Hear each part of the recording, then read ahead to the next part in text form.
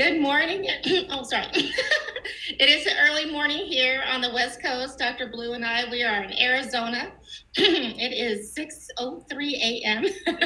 on this beautiful Sunday morning. So, excuse me as I clear my voice. But I want to thank you so much, Dr. Blue, for joining us on Diversity in Dentistry Mentorships. This, of course, is a platform with the mission to increase the diversity in dentistry by reaching to our youth earlier, strengthen and lengthen the pipeline to expose them to explore dentistry, to empower them, to give them the resources they need to succeed. So we appreciate the time that anyone takes to give of themselves, their time and their talents to encourage a new up-and-coming future dentist. But Dr. Blue has been a mentor since we started our organization last year.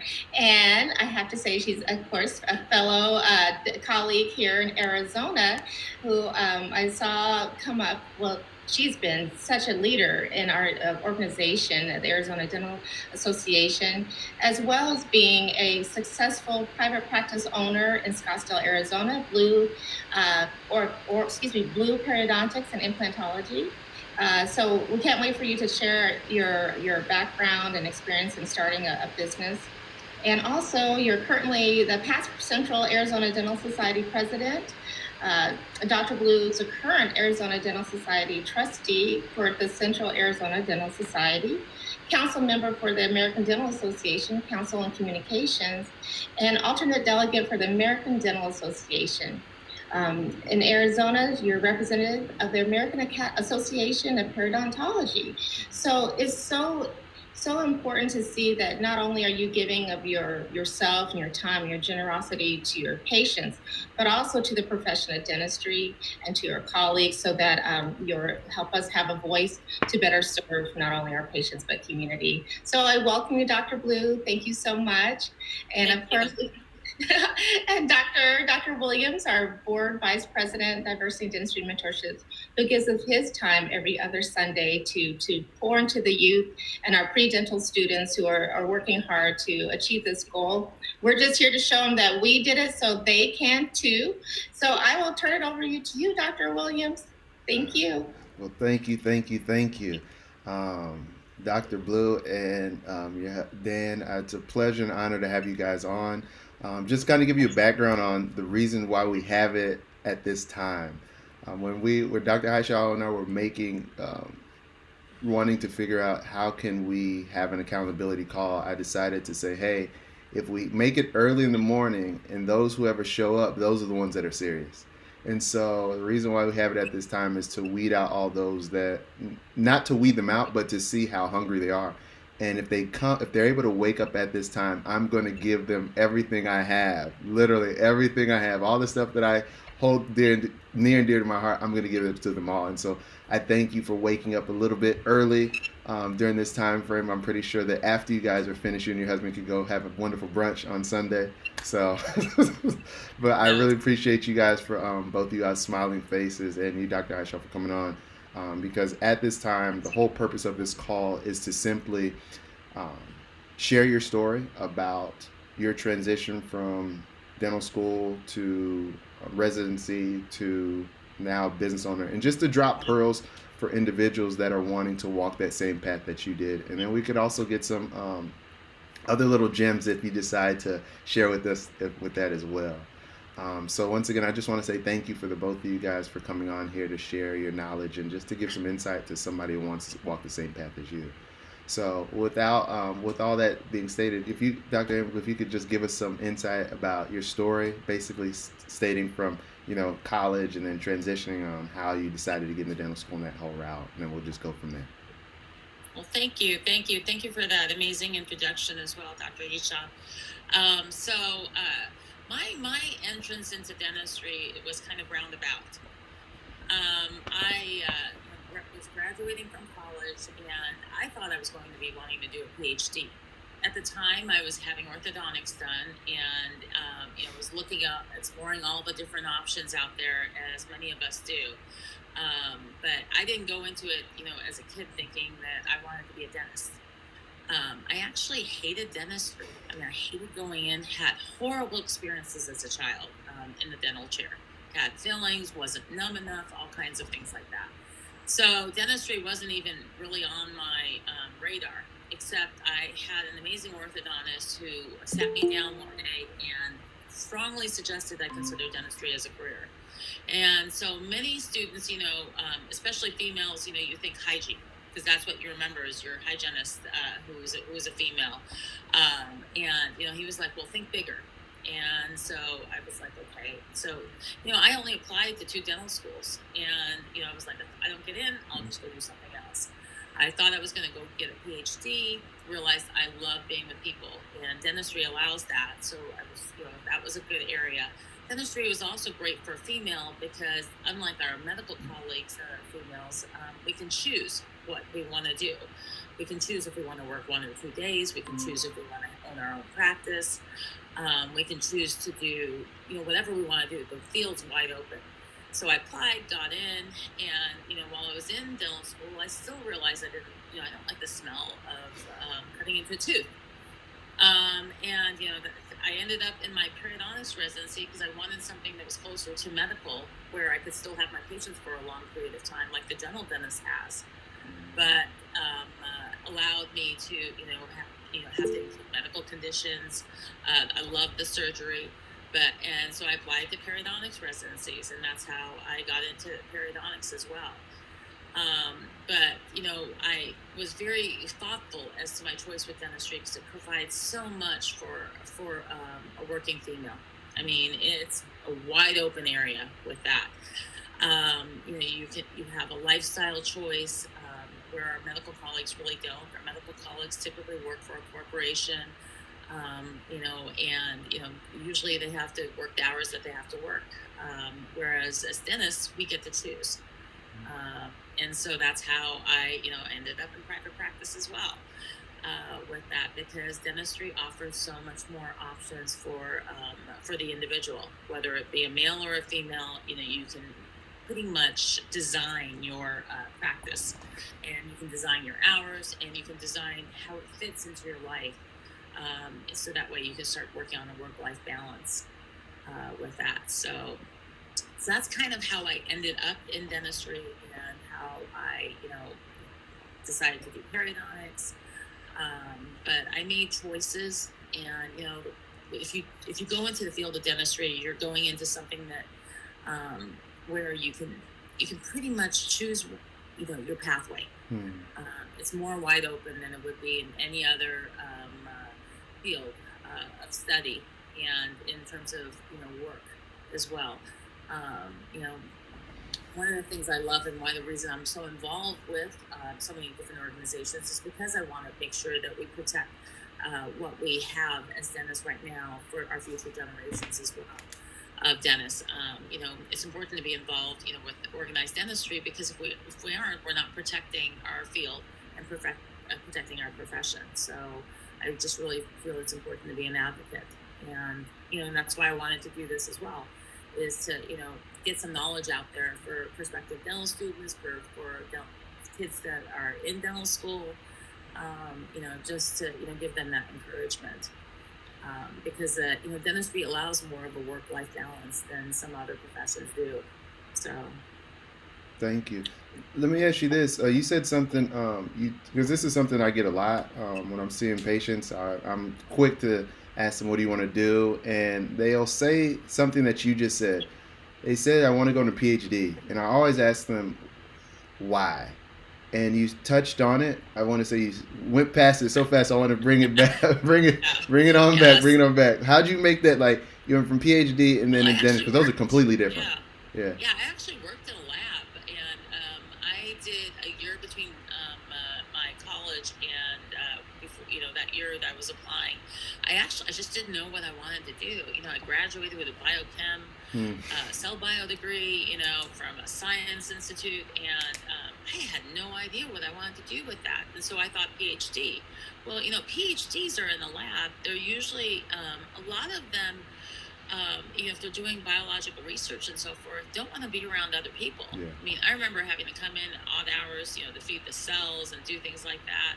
And, and I would talk to, the research people. Nobody wanted to talk. Nobody, it was just one of those where, sometimes it's people are in a PhD because they want to be in a solitary environment. And, and I realized I'm like, no, this is not for me. I mean, one of the big things I like to do when I'm in the office is I love talking to my patients.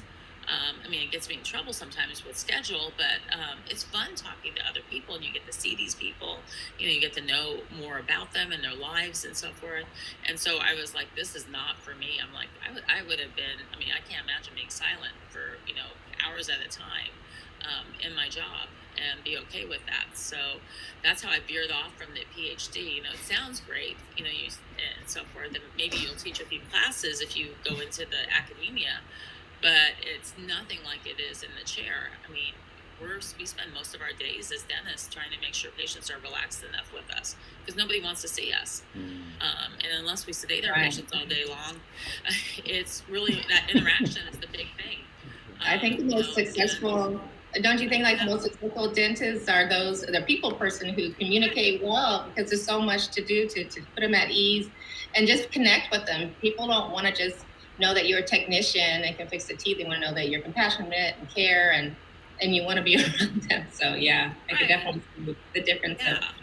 So that was a big difference. My dentist as a kid barely ever talked to me. And so that was such a big difference. I wanted to make sure patients are comfortable, and that's that interaction with them, that making sure that you connect is what will make a better visit or will make a worse visit if you're not connecting with your patients. So but that's how I went from the PhD. I realized real quickly, that wasn't going to work for me. Oh my God, I would have driven them nuts in a lab and so forth, just talking all the time. That's different personalities. So where were you when you made that decision? College? Like where were you? What year were you in? Just to give some perspective to those that are watching. I was working as a research associate and thinking about applying for a PhD. That's how far along I was. So okay, for all those that are like they haven't gone through they're in college and they're about to transition. Where were you in that time frame? If you give some. I graduated from college. Oh wow. I literally graduated from college, thought I was going to go ahead and consider getting a PhD, and during that, that summer, I remember I was like, oh my God, I'm doing the wrong thing when I was applying and so forth. So that's when I was like, okay, what am I going to do? And you start looking at all the different avenues. Are you going to apply to medical school? Am I going to apply, and like I said, dental was not even on my radar. If I hadn't been going through orthodontics and having, if I didn't have braces at the time, dental would have been the last thing I would have chosen. I still am apprehensive about going in to see the dentist. And the dentist is my own husband, and I'm still apprehensive. My staff knows that, if they block off a dental visit for myself, they make sure that I don't put anything in that spot. Wow. Because I still don't like to go in. And like I said, I trust my husband, but because of those experiences I had as a kid, I get apprehensive with that. And so I try to do, for my patients, I try to totally reverse that. I want them to have the best dental experiences where they may not be excited to see me, but I do want them to want to be with me. And, and that whole, just encouraging and so forth, that's fun with patients as well. Because, most patients, I'm a specialist, a periodontist. Most people don't want to see me. When they're in my chair, a lot of times they're apprehensive, sometimes they're defensive. Sometimes they're outright mean, and it's kind of fun to be able to get them to change over. And some of those really apprehensive people become some of my best patients because they trust me, and and that's so it makes me feel good. I know the patient feels happier that way as well. But that's one of the aspects of being a dentist that makes me happy, because I'm able to change that around and have a different experience than what I had growing up. So. Dr. Blue, do you mind explaining a little bit more about periodontics and just the specialty and why you chose it? Right. So periodontics is a surgical specialty, but other than like the oral surgery is also another surgical specialty. But periodontics, our patients are with us for a lifetime. Periodontal disease is a disease that a good portion of people develop at some point in life, whether it be gingivitis, whether it be, further along where they'll actually need surgical treatment of their disease. And so periodontics encompasses, young people as well as old people. But the big difference from us and our oral surgery colleagues is our patients are lifers. Periodontal disease doesn't go away. So, our treatment of patients with periodontal disease, they even once we're completed treatment for the initial phase of their disease, there's recall, and there's recall for the rest of their life. So we get to keep our patients for a long period of time. Most patients will have some other medical issues as well. So, we are more have to be more medical savvy in terms of conditions and managing their conditions. Periodontal disease has now been linked to cancers. Even now with our COVID crisis, patients that have periodontal disease are more likely to be the ones on the vents and so forth. These studies are coming out. So I get to treat the whole patient like I would if I'd gone through medical school, but I get to treat the patient in a totally different manner. And by controlling their oral disease, I'm making them healthier overall. And so, we encompass not only treating periodontal disease, we place implants, we do soft tissue grafting procedures to make the smile more aesthetic, to help with sensitivity. So, it's a wide open field. And one of the reasons I went into it was because of the fact that I get to keep patients for a long period of time, like the general dentist does. But I enjoy the surgery more. And so, like I said, I had done one surgery in dental school on my own. And so I went into it kind of, I knew I liked the other aspects of it. I liked the healing processes of it. And that's how I chose periodontics. And the fact that I get to have my patients for a long period of time was another factor. I love the medical aspect of it, to kind of delve in and see what's contributing to their oral disease processes. So if I may add, and Dr. Dan Blue, I want to ask you some questions soon, if it's okay. If it's okay. Sure. He's nodding his head. Good. I heard that. So for all those students that are watching now, you said, what advice would you give them if they were in the position like you were yourself? They're looking at the PhD route because they weren't aware of the other professions out there within that medical or the science field, because you said you were a biochem major and you're on that route. What would be some insight that you would give them so that they have the awareness to make their best decision? I would do definitely differently than what I did. I would definitely make sure that they follow.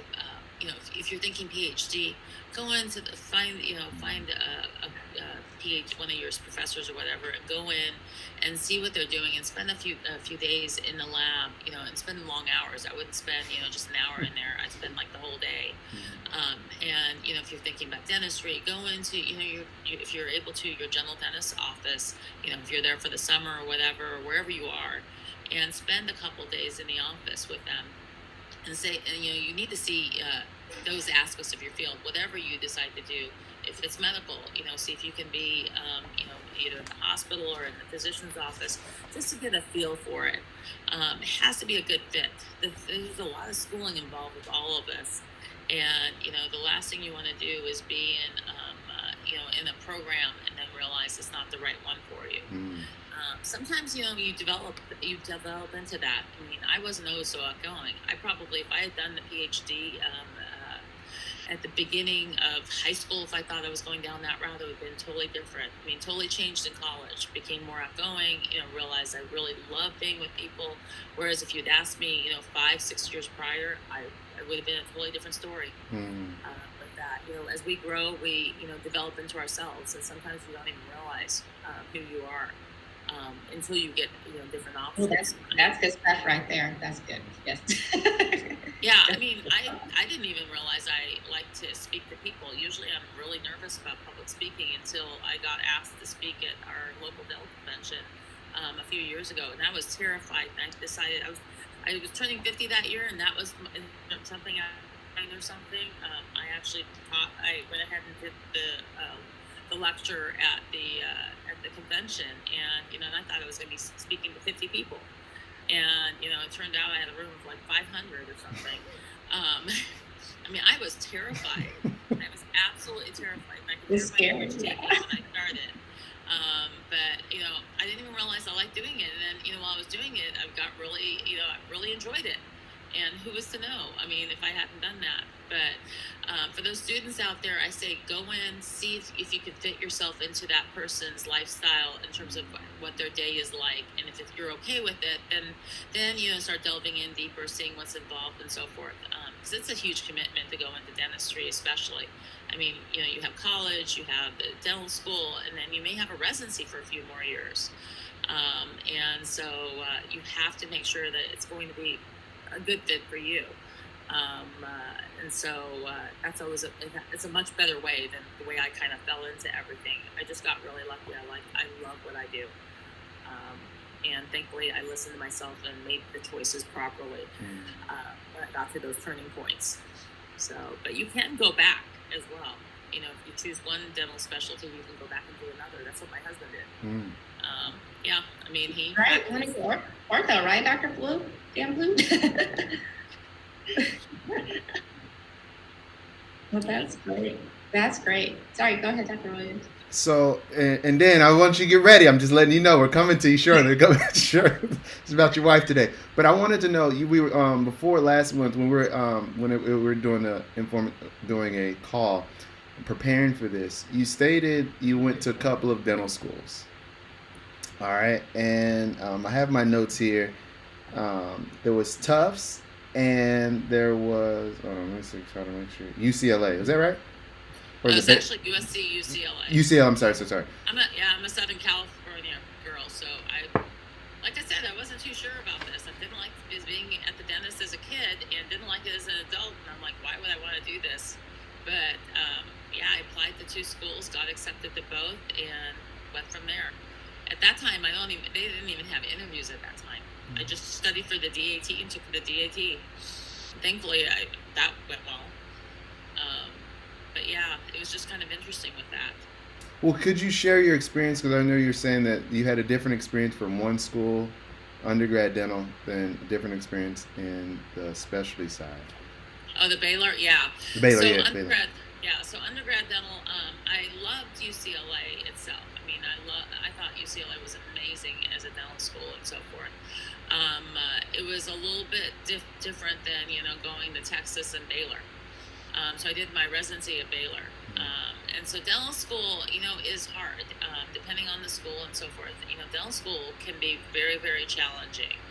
And UCLA was one of those where it was really challenging because we are in Westwood, so we're adjacent to Beverly Hills, compared to like a school like Baylor, where their patients are readily available because they're in downtown Dallas. Oh, I got you. So when you're choosing your dental school, like I said, I loved UCLA, but we had to pay for some of our patients to come. We had to pick up patients because rather than being in Watts, where you're a lower income and people are more inclined to come see you for reduced fee dental work. If you're in Westwood, there's not as many patients that want to do that. I mean, I don't know if that's changed. I mean, this was a few years ago. I know I look young, but that was like over 25 years ago. This is our 25th year reunion for our class. But choose your schools. With that, I mean, that being said, love being at UCLA. But it does make a big difference, if you're struggling to find patients. Because dental school is having enough patients, and they try to provide, but sometimes you have to be creative to get through with that. So it was an interesting scenario compared to my USC colleagues. So Nice. Now, you said that your husband is a dentist as well, and I believe he's on the call right now if he hasn't walked away. Well, how has that experience been in terms of your well, let me ask you this. How'd y'all meet? Let's start there.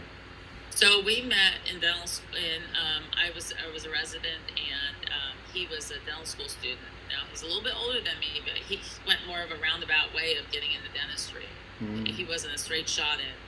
And so we met there, and it's interesting having a lot of us have a lot of female dentists have male. Our husbands are usually in the field, because where else do you normally meet your spouse and so forth and so forth. So, a lot of us have dental husbands. It gets interesting. I don't know, Layla, is your husband? It's true. My husband's a physician, but in my classmates, I think there's like 6 pairs of couples. Right. Of course, we're being hazed through dentistry, so it's good to connect. One of the things you learn, unless you're practicing with your husband and so forth, is not to bring it home. And even if you are practicing with your husband, you don't want to bring anything home. Right. You said bring him home or bring it home? Which one is it? Bring it home. Bring it home. Because, if you start, you don't want dentistry all around you. You want some normalcy and so forth with that. And that's one of the things we rarely talk about, what's going on in the office, unless it's something major and we're trying to bounce ideas off of each other. So it's it's interesting with that. It's I have a dentist husband, but he comes in handy as well. So he's good with helping give you ideas for treatment planning, things like that. So very useful in that respect. But having that work-life balance, you keep bringing work home, then you don't have that balance, and you need time to de-stress and be out, not be talking about dentistry all the time, as great as it is. So. Now, you said you just spoke about balance, and that was something that we spoke about before pretty in depth, and I just wanted you to touch on that, because one thing that I remember from our conversation was that, being a woman in dentistry, having that balance. I believe you have 3 children, is that right?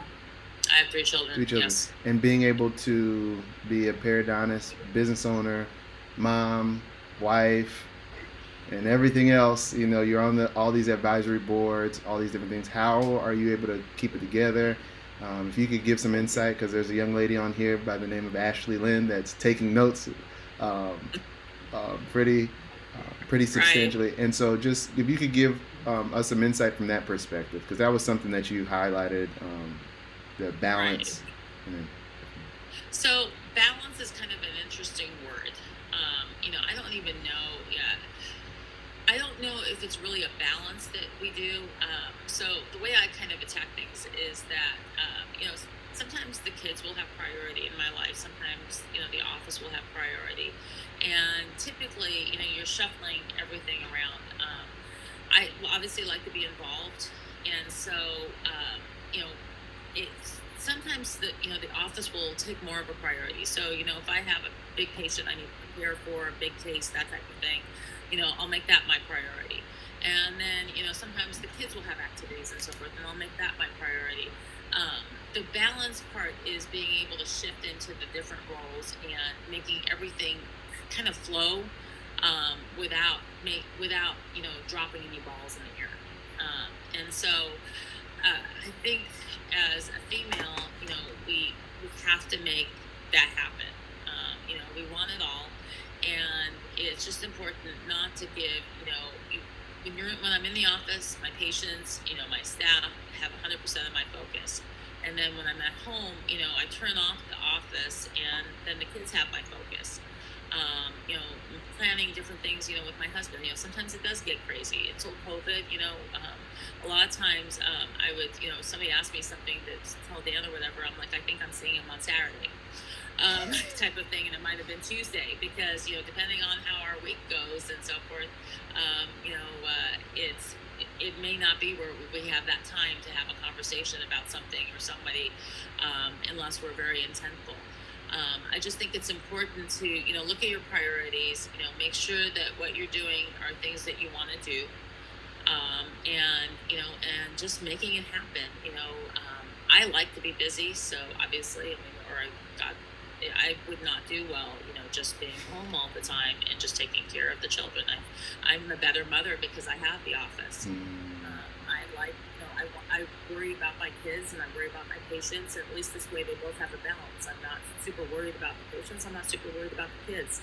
And, now my kids are a little bit older. My youngest is 8, and they realize, even though I'm not there, making all the cupcakes and so forth, I may buy a few cupcakes if I have to contribute cupcakes to, to a say something or another or something at school and so forth. But they appreciate that because they know I'm happier. And, I love being busy, and, I obviously have a hard time saying no because I'm in leadership, involved in committees and so forth. But you can have it all. I mean, and you can tailor things as well.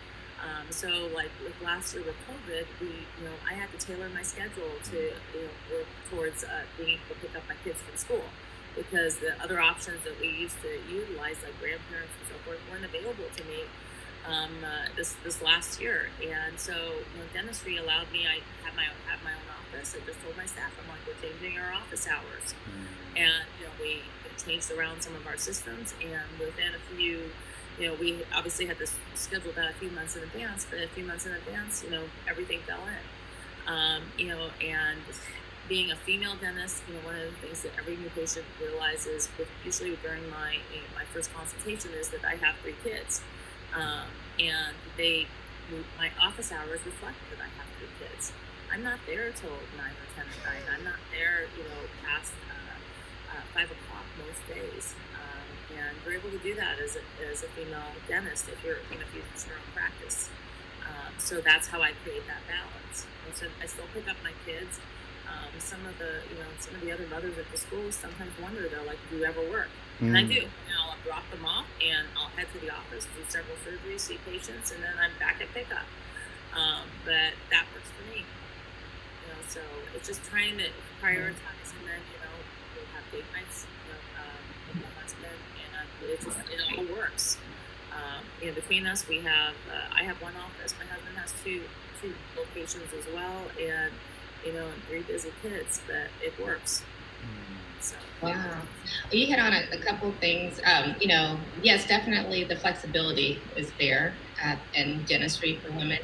But when you talked about your kids, and I just want to say, as a working mom, you are role modeling for them. I mean, they do. They're our biggest cheerleaders at times, And when I had to make, just recently, my daughter had surgery, and I had already contracted scheduled to speak at a conference out of town, and I really, I was conflicted, and we guilt that moms have, like, should I leave? She just had her surgery like 2 days ago.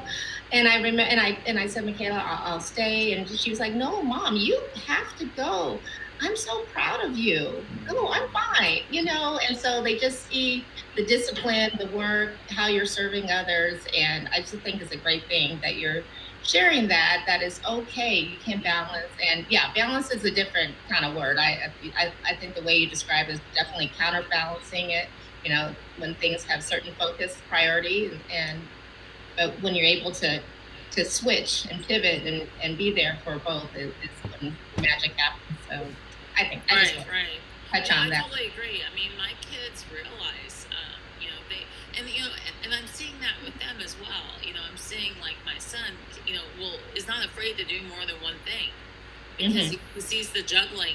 It's a juggling act, yes, but he's not afraid to take on more activities and so forth. And he seems to excel when he takes on them. And so I think he's watched us. We always believe in volunteering, at church and doing that. And I'm happy in that realm.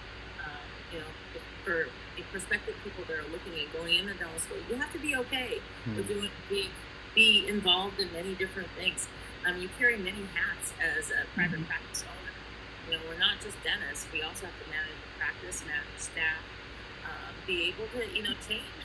We have to be able to, shift if we need to, and shift quickly sometimes.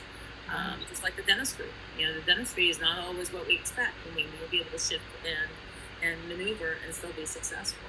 And so that's really important. But yes. Yes. Not to, so I appreciate that comment. Dr. Layla said something, Dr. Harshaw said something, the exact word that she used when we spoke last, and you highlight, and I don't want to have the tone negative, but I want it highlighted because depression is something that comes up, and I don't think mental health isn't talked about enough. Now, I'm not asking you to be a mental health expert, but I am wanting you to do is shine some light on some of the challenges of being in a conflicting situation as a mother, because one of the things that you highlighted a lot was management being able to balance the things of being a mother, being a business owner, and then you have just life. And so Right. I'm pretty sure, and then you're married to a dentist as well, and we're very particular individuals and how we like things done. And it's just like I want to make sure that we don't gloss over that, because I want to prepare these individuals for life in dentistry, and to be just like yourself, being able to be a present mother, a present wife, a present business owner, still being able to impact your community as a whole and globally. And so I don't want to just I don't want to just highlight all the good stuff. I want to, sprinkle in some, hey, this this little spice to this sauce, so that we could really get a real clear picture. And I would say this: be as transparent as you can, but I definitely want individuals like Christy and Ashley to see, hey, this is what real life is, and I want you to be aware of this. So if you so choose to come in, you're able to see everything, and you're warned, and so you could adjust yourself accordingly, so you could have success just like yourself. Yes, I mean, it's a big point. I mean, Dr. Hisha touched on it as well. I mean, there's a lot of guilt, mommy guilt, if you know, especially for females. I mean, but even my husband, experiences the same thing.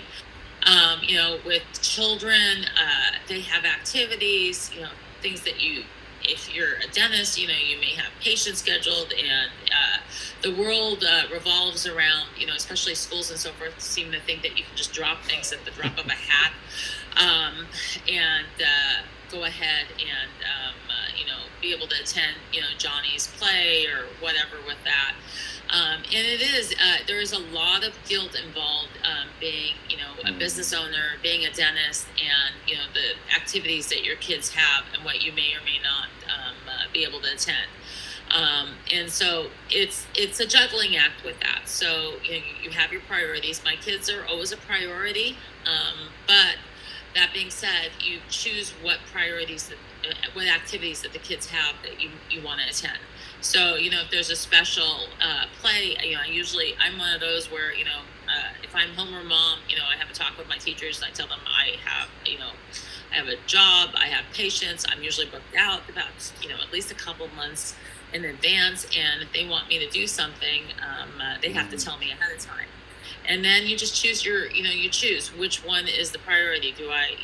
Is missing practice for a child is not a big deal.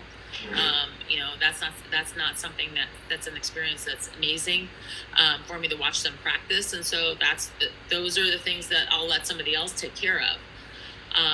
And it is a struggle. It is definitely a struggle, but dentistry is probably one of the better ones with that struggle, because of the fact that we can, tailor our hours. If something's really important, I have, like I said before, I tell every patient I'm a mother of 3 kids, and we have rescheduled things for a child event. I mean, I usually don't do it like the day before or anything like that.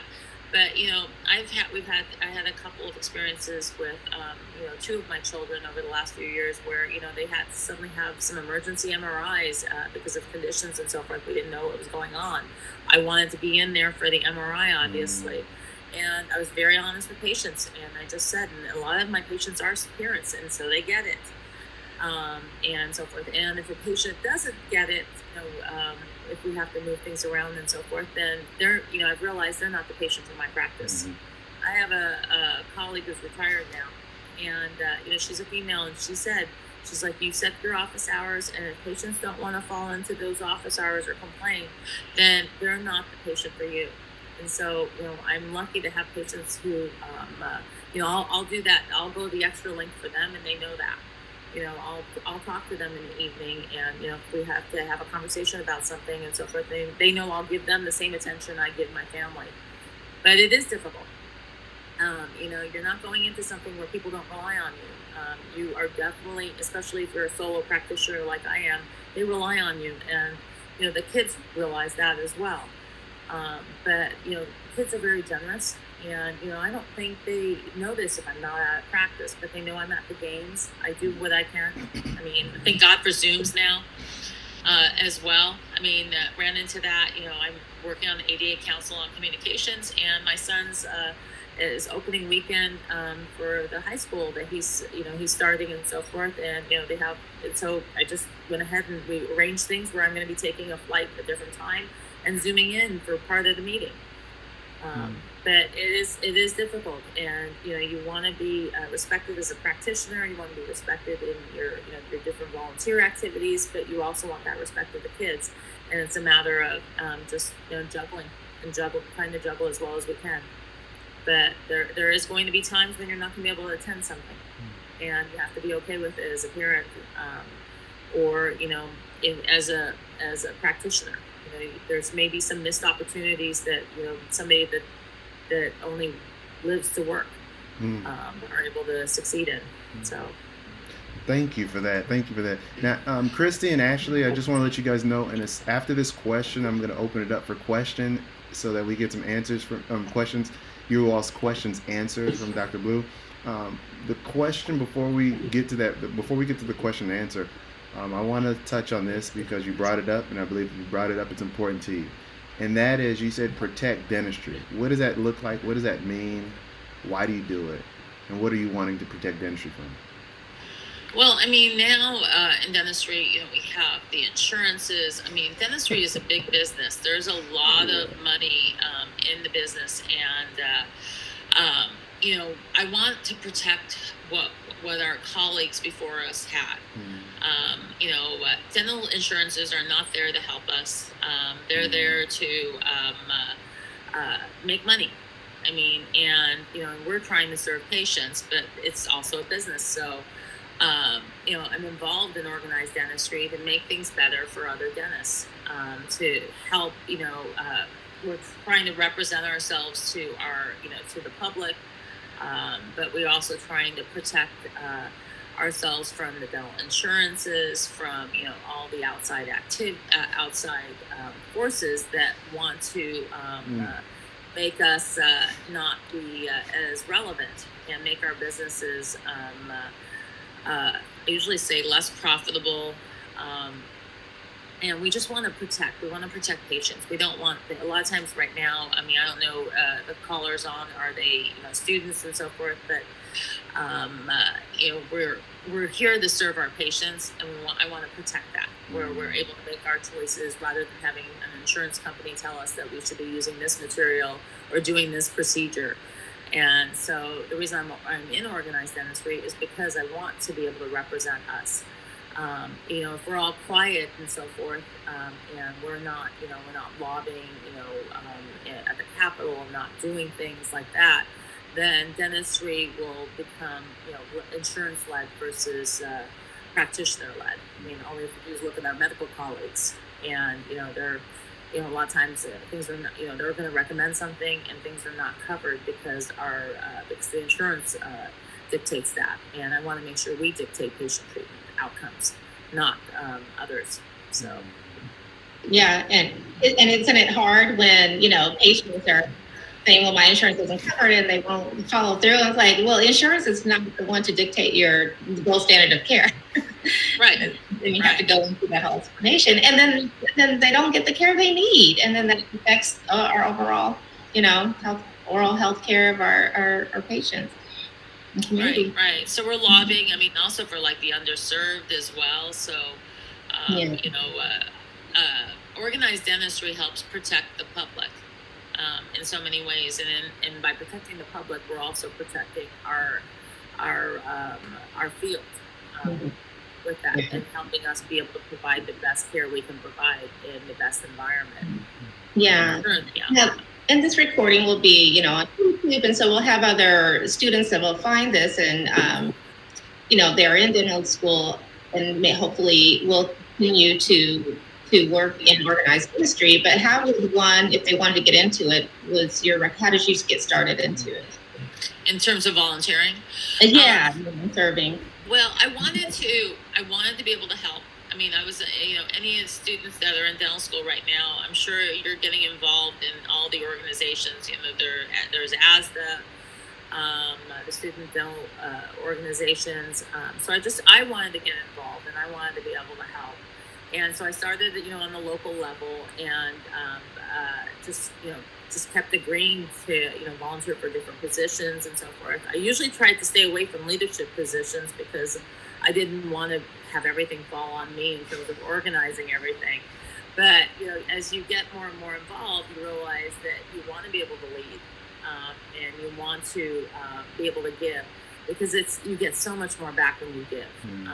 People say that, but it is so true. I mean, I'm a solo practitioner. I get to interact with my colleagues, and I feel like I'm doing so much good by, when we get a law enacted in our state, when we work on things, a lot of the laws here in Arizona right now are because we developed that. I mean, we went to our lobbyists, we went to our representatives, and we said what's important to us. And we were able to protect patients, protect our businesses, and that's it. Just by volunteering, and you just get so much more back than you're even giving of your time.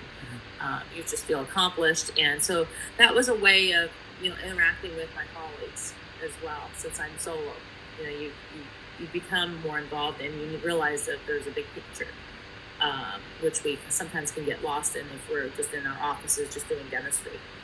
I mean, isn't that how this evolved as well, Dr. Layla? It is, right?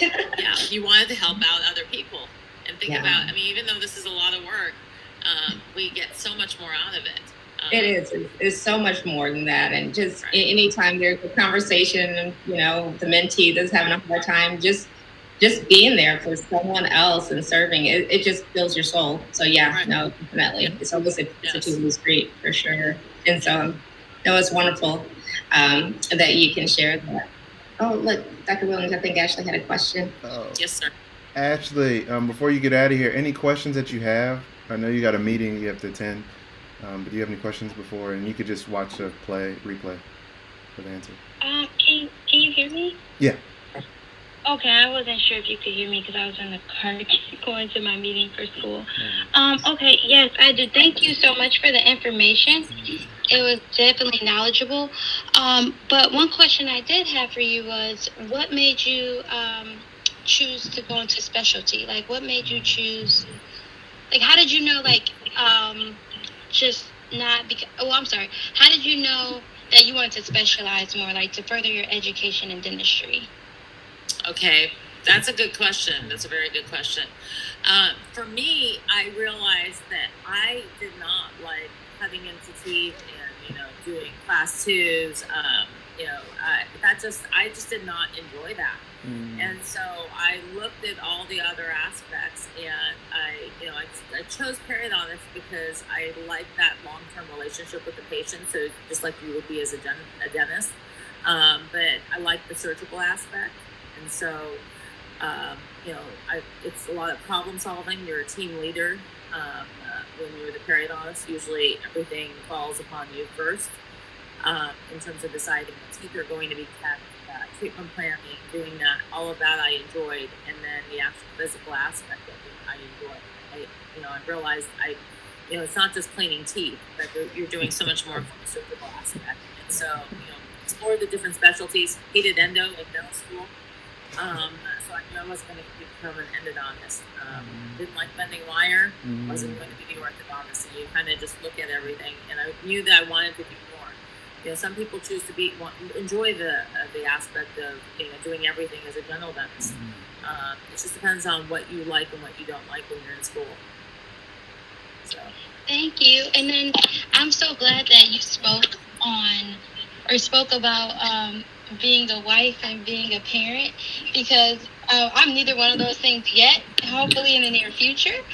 But I was very excited for you to talk about those things, because that's something I always wondered was, okay, once I become a dentist, and if I do decide to have children, how is that balance going? Like, how will I be able to do both? Like, how would I be able to be a good mother, a good wife, as well as being a great dentist? So I'm so glad you elaborated on that. Thank you so much for that information.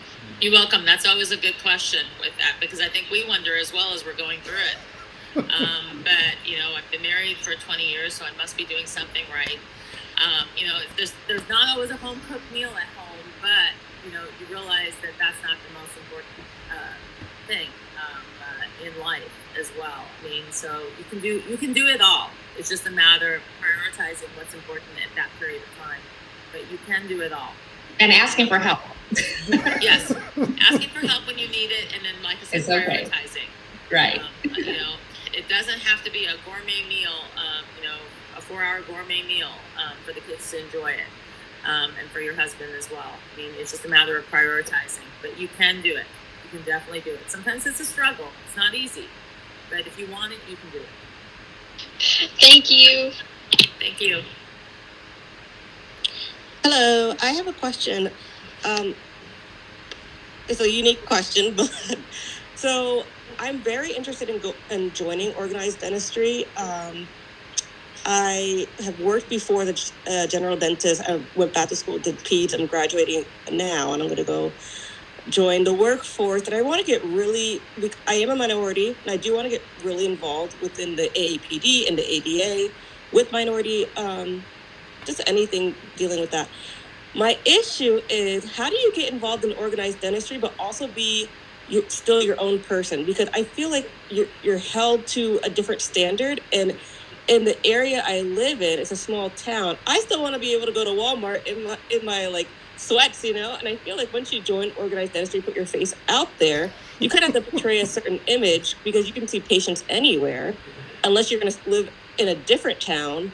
And but I was curious how you deal with that. Like, once you put your face out there on billboards, websites, you have a different type of pressure on you to be a certain way, and you have to have a smile on your face everywhere you go, and shop at all these, certain places. I feel like you can't just run in really quick and get a bag of ice looking a certain type of way, because you can run into a patient. But how do you guys deal with that?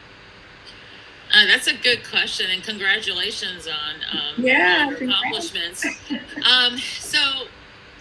I don't know. I don't know how you do it, Dr. Lee Shaw and Dr. Williams and so forth. So sometimes I think I'm out there and I look like I could be homeless, depending on what I have curly hair, and sometimes curly hair doesn't behave. Curly hair should behave.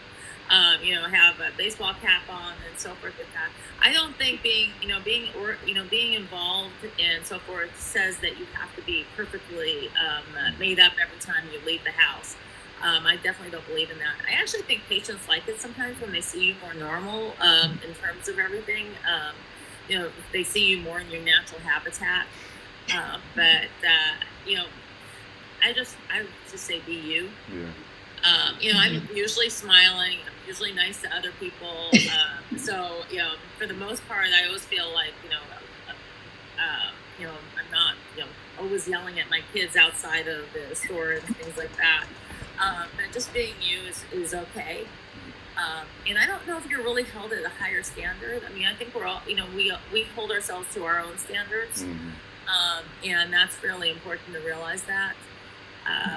But it's just getting involved. I would.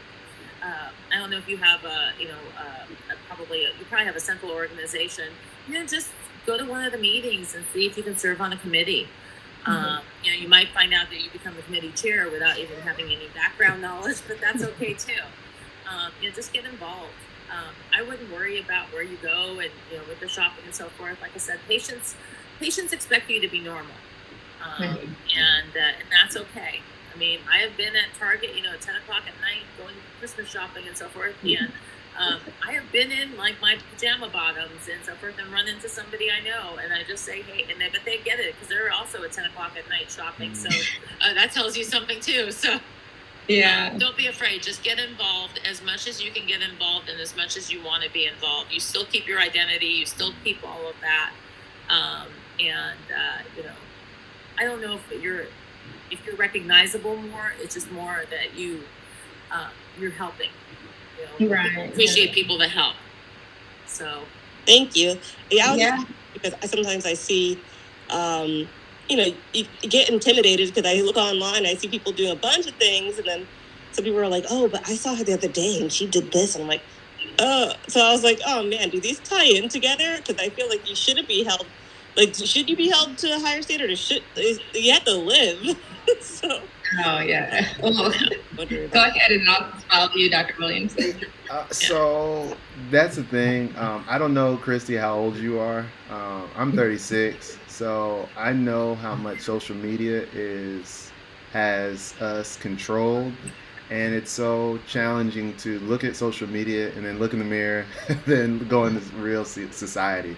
And so I just say to you, like, you're gonna have to make a decision. I believe Dr. Blue said it. You have to continue being you, because the moment that you change from being you, like, you're gonna lose confidence. You're gonna lose. Lose your self-worth. You're going to be controlled by those that are looking at you. And there's only one Christy Latundi. I hope I pronounced that correctly. There's only one Christy. And since there's only one Christy, there was something that you were placed on this planet to do and to have impact. And if somebody looks at you, or you get the sense that, oh, I can't be who Christy Latundi is to serve my community, to have the purpose that I was put on this planet for, as soon as that's taken away, then you no longer should exist. And so it sounds as if the passion that you're coming from, it comes from a good place, that you're not wanting to lose out on the confidence that your patients and your community has placed upon you.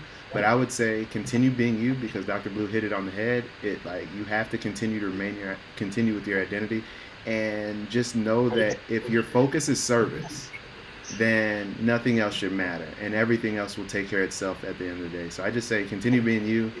There's greatness inside of you, and the best is yet to come. So just stay focused on that.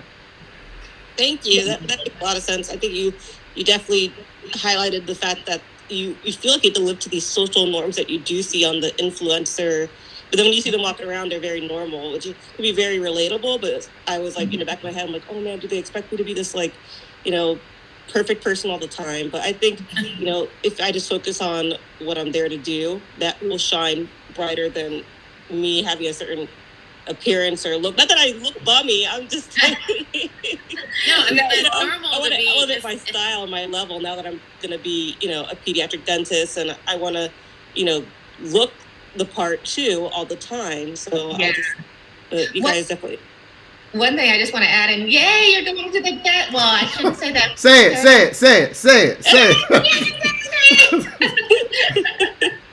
But I will tell you, as a pediatric dentist, sometimes you'll be out in public and, a mom will come talk to you, and it's like, okay, do I know that mom from the practice, or from swim, or my kid who's a swimmer, or my kid who's a dancer, or my kid who's a golfer, right? It's like, where do I know them? Or do I know them from school? And it was hard. And I will tell you in the beginning too, Christy, so I get it. When I first started out, I didn't like running into them everywhere. And, I would be in Walmart, I see some parent down the hall, down the aisle, and I'm like, go the other way. And then finally, over time, you just get over it. You just do. It's tough. I would work out at a different place away from the practice, so I wouldn't have to chit chat, because they'll always talk about, like, oh, we're going to see you soon. I have a question. And it just takes you away from things, You're just like, it's just something to deal with. But I wanted to also say, I'm so glad you're interested in getting into organized dentistry and serving in that, because as a minority dentist, we need your voice. We need you at the table. So I am so overjoyed to hear that. Keep doing it. Just start. They need volunteers, right, Dr. Blue? We're always needing someone to serve on a committee. We definitely need volunteers. Do not be afraid. Don't start. And they'll mentor you. You'll find someone who's chair. Obviously, you're not going to chair the first thing, and you just start. Do the area that you're interested in. There's in the ADA even has a council of diversity and inclusion, but it doesn't have to just be that. Your voice needs to be at every level, like council on communications, for example, or just anywhere. But just having your voice to be there can just help the whole profession. So congratulations. Yeah, and I just say, as you get older, you realize you be you.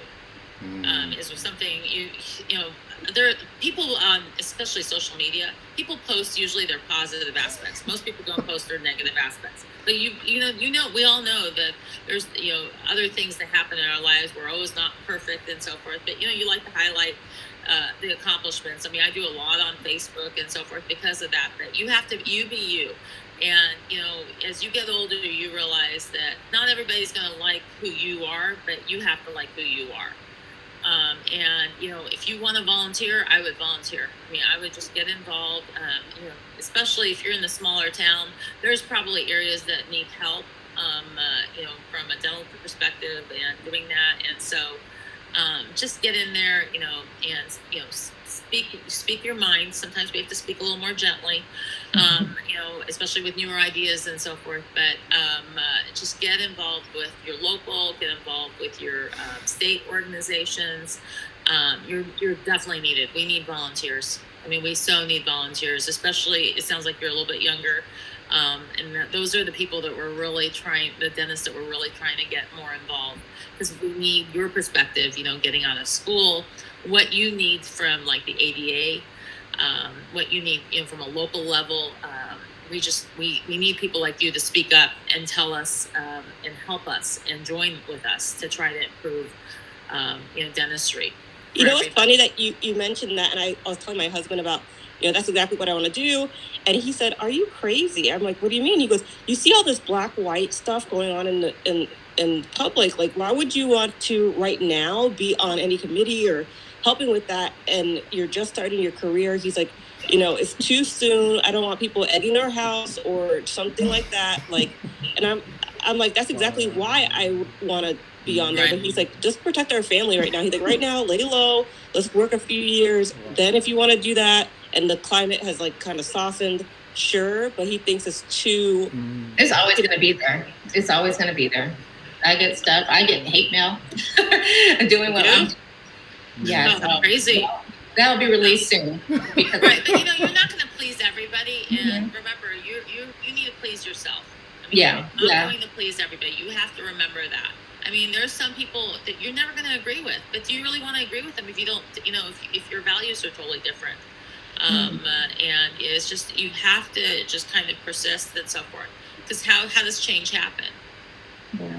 Status quo doesn't create change. Yeah, that's so true. Yeah, so I would just get involved and so forth. And I don't see, it's important, especially for minorities as well. I really think that that's very, very, very important. And don't let somebody else tell you that you can't do something. People will be out there that will try to tell you that. As I've experienced that as a female.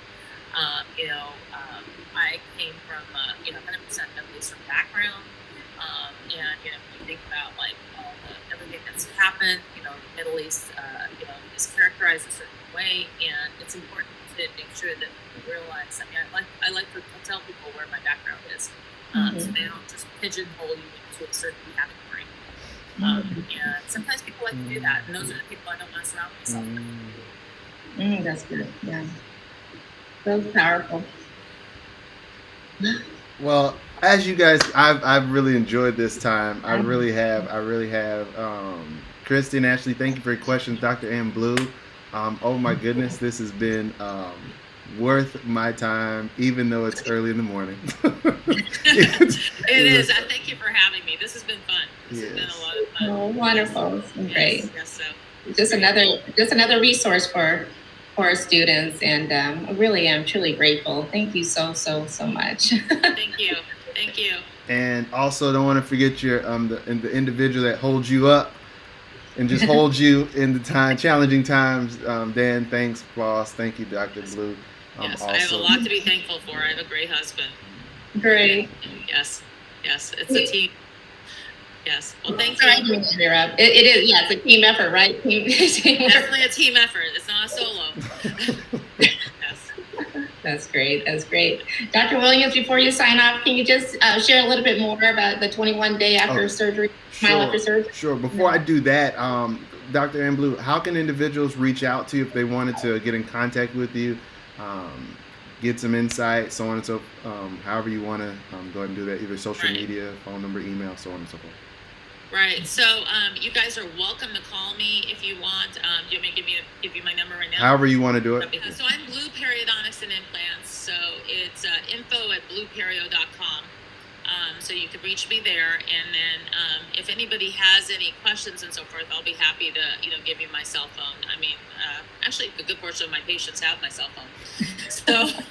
Yeah, I do that. I want to make sure. Yeah, so I find as that really helps when patients feel like they have a link to me, and so forth. And people do not abuse that. That's been very wonderful with that. So I'll be happy to share that. But info@blueperio.com if you want to reach me. Just send me an email, and I'll be happy to then share my personal information, and I'll be happy to talk to you. Yeah. So anybody that wants help or has questions. Practice is on Facebook. Yeah, so Blue Periodontics and Implants on Facebook as well. So, yeah, thank you. Thank you. That's great. Thanks a lot. Thank you. So the 21-day challenge, just give you the background. I'm doing a 21-day challenge for dentists who are wanting to do more within extractions. I know the way in which dentistry is changing. Individuals are wanting to do more, and so what I decided to do is share some of the tips and tricks that I've learned over the past 10,000 surgical procedures.